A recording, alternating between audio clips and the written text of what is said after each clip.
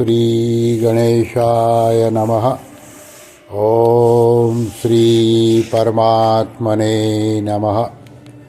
सर्वे गीता प्रेमी साधकों को सादर प्रणाम के साथ जय श्री कृष्ण। पीछे के 2 श्लोकों में ध्यान योग के लिए अन्वय व्यतिरिक्त रीति से नियम बता दिए। अब ऐसे नियमों का पालन करते हुए स्वरूप का ध्यान करने वाले साधक की क्या स्थिति होती है, यह आगे के श्लोक में बताते हैं। अध्याय 6 श्लोक क्रमांक 18।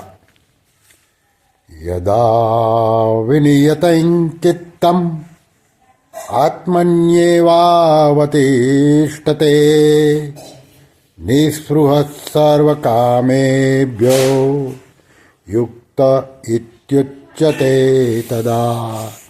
अर्थात वश में किया हुआ चित्त जिस काल में अपने स्वरूप में हो स्थित हो जाता है और स्वयं संपूर्ण पदार्थों से निस्पृह हो जाता है, उस काल में वह योगी है ऐसा कहा जाता है।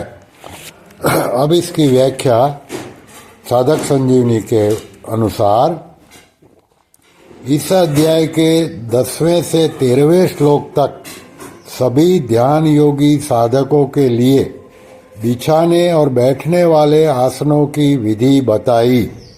14वें और 15वें श्लोक में सगुण साकार के ध्यान का फल सहित वर्णन किया। फिर 16वें 17वें श्लोकों में सभी साधकों के लिए उपयोगी नियम बताए। अब इस 18वें श्लोक में से लेकर 23वें श्लोक तक स्वरूप के ध्यान का फल सहित वर्णन करते हैं।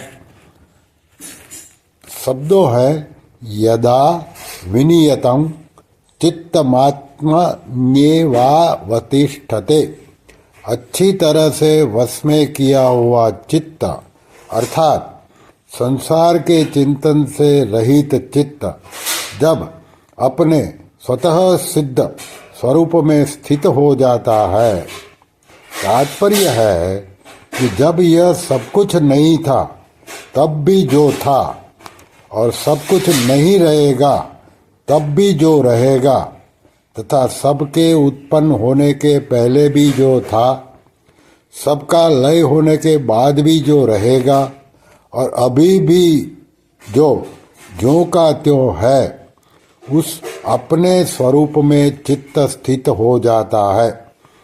अपने स्वरूप में जो रस है, आनंद है, वह इस मन को कहीं भी और कभी भी नहीं मिला है। अतः वह रस आनंद मिलते ही मन उसमें तल्लीन हो जाता है। फिर है निःस्पृहः सर्वकामेभ्यो युक्त इत्युच्यते तदा।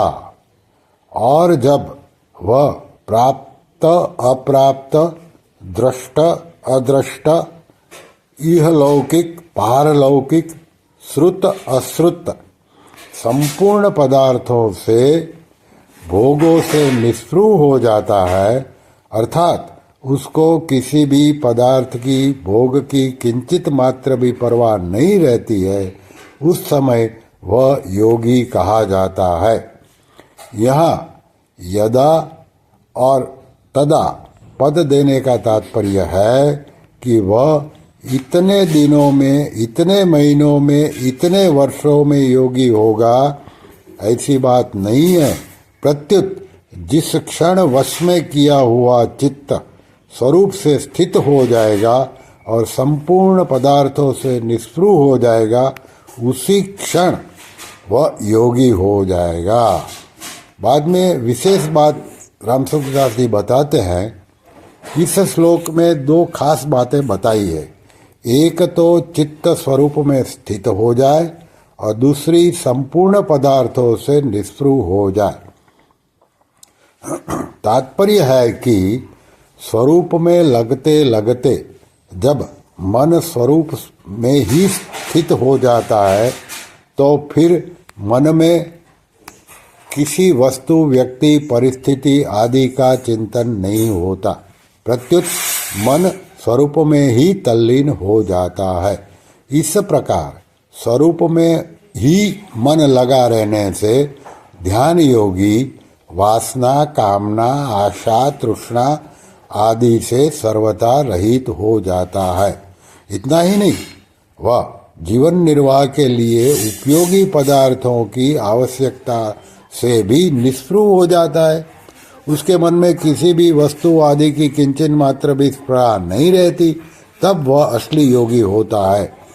इस अवस्था का संकेत पहले चौथे श्लोक में कर्मयोगी के लिए किया गया है कि जिस काल में इंद्रियों के अर्थों यानी भोगों में और क्रियाओं में आसक्ति नहीं रहती तथा संपूर्ण संकल्पों का त्याग कर देता है, तब वह योगारूढ़ कहा जाता है। 6ठे अध्याय का 4था श्लोक। वहाँ के और यहाँ के प्रसंग में अंतर इतना ही है कि वहाँ कर्मयोगी दूसरों की सेवा के लिए ही कर्म करता है तो उसका क्रियाओं और पदार्थों से सर्वथा राग मिट जाता है, तब वह योगारूढ़ हो जाता है। और यहाँ ध्यान योगी चित्त को स्वरूप में लगाता है तो उसका चित्त केवल स्वरूप में ही स्थित हो जाता है, तब वह क्रियाओं और पदार्थों से निष्पृह हो जाता है।